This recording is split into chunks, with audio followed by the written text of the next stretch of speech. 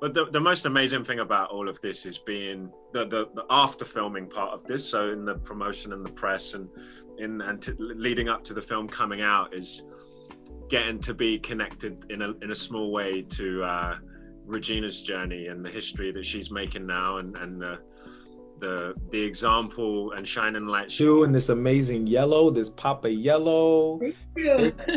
Great. Yeah, I'm feeling you made Thank it a little you. better. Thank you. I thought I have to be good for this because this is an amazing movie and I really, really, really want to look so good, just as good as you are in this movie. And my first question for you is, you sang some your own to the table. Can you please tell me a little bit about that? Yeah. I mean, at the end of the day, that's all you got. All I got is my instrument and whatever I was blessed with. I knew that in the places that I would fall short of Sam, and I knew I would fall short. Those are great big old shoes. I thought that if I could have a pure intention, that would cover my shortfall. And so my intention was to honor his legacy, to honor all that he left us. About for you, what was your most powerful scene in this movie? Because for me, you have some of the greatest moments in the movie. Your last scene, your most powerful scene. Well, that was the one you can imagine, I was most nervous about that final scene. When I first got the film, I was like, how am I gonna do that? But I'm so grateful for the fact that it was the last scene that I shot on the film in New Orleans. And so I had all those discussions and those arguments and those heated moments in the hotel room. I was thinking about all of them and all of that. And Sam had never been so close to me as he was on that day. And the whole process of filming was about pulling Sam as close to me as possible. And on that day, thank goodness, he felt as close as ever. Eli, my first question for you is, how was it being directed by Regina? Regina has complimented your work publicly. She was very happy with the way you committed to your work. And her first movie as a director.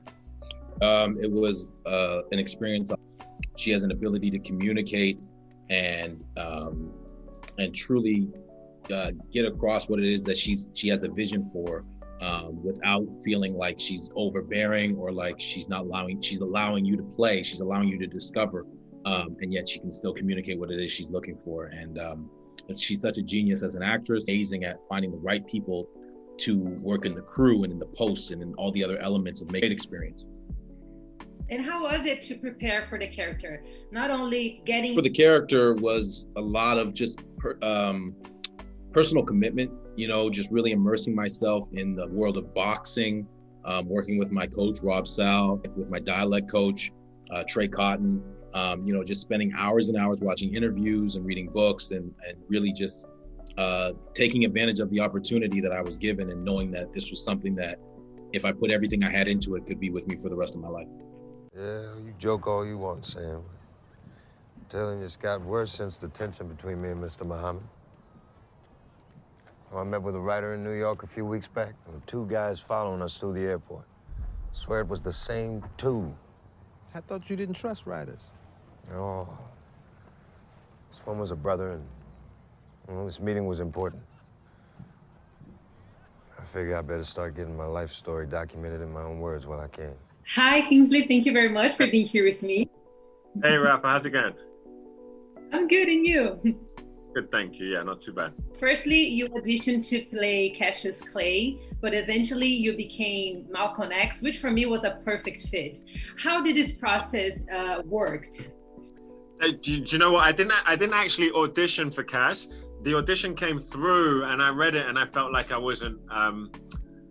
I felt like I wasn't right for the part. I think maybe I felt a little bit too old, and my instinct was that there was someone else better to play. I definitely remember connecting with Malcolm, and particularly the conversation between Malcolm and Sam was something that really engaged me and I felt glued to, and was said to my team, if anything happens to the actor playing Malcolm, and it becomes available, I'd love to I'd love to audition for Regina and show her, you know, my interpretation, my chance. And then Regina and I, we jumped on the phone and we sort of connected and made sure we were both on the same page in terms of who we thought Malcolm needed to be in this movie. And then the rest is sort of, you know, history.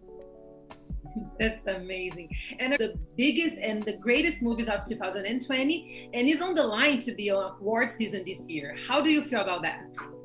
Well, you know, it's very flattering to hear you say that, and on some level, you know, it's kind of surreal as well, because there's a part of this job where, you know, for so long you're just treading water and trying to survive, and even just getting one job and being able to pay your bills, you know, is can feel impossible sometimes.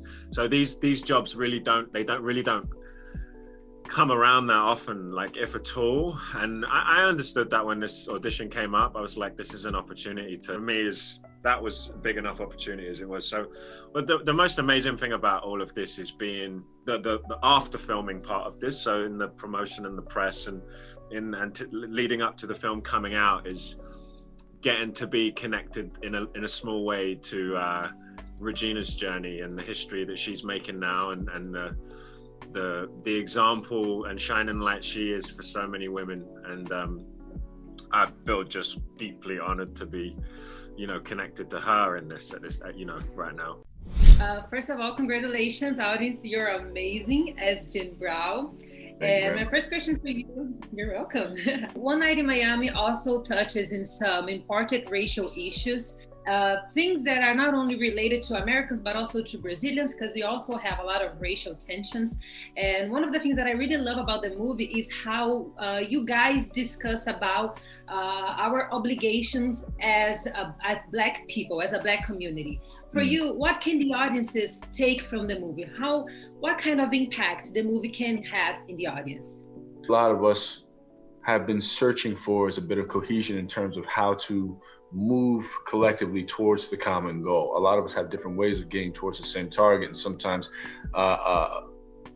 we sort of have trouble finding the right means of working with one another, right?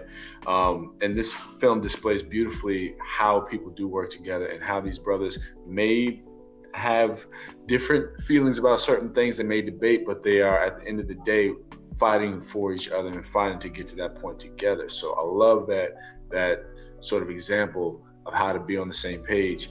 And as far as people who are not within the Black community, I hope it opens up an avenue of empathy for them to understand what we're going through and why we're going through it, and what they can do within their communities, and how they can search within themselves to find that inner ally to help us do what we have to do.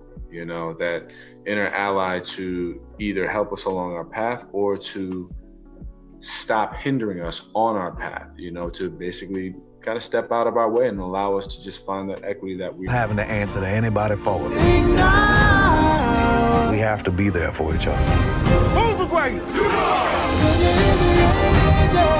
You brothers could move mountains without lifting a finger.